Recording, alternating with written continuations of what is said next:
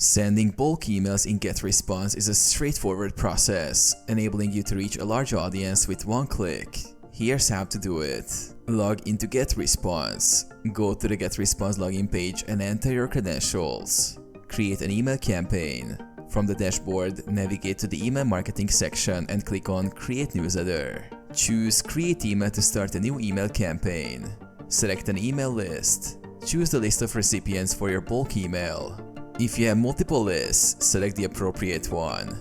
You can also select specific segments or tags within your list for more targeted sending.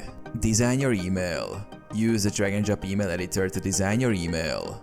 Add elements like text, images, buttons, and links. Customize the subject line, pre-header text, and the from name to ensure your email is appealing to your audience. Set up sending options. Review the email content and settings. You can send the email immediately or schedule it for later. Send the bulk email. Once everything looks good, click send or schedule to send your bulk email.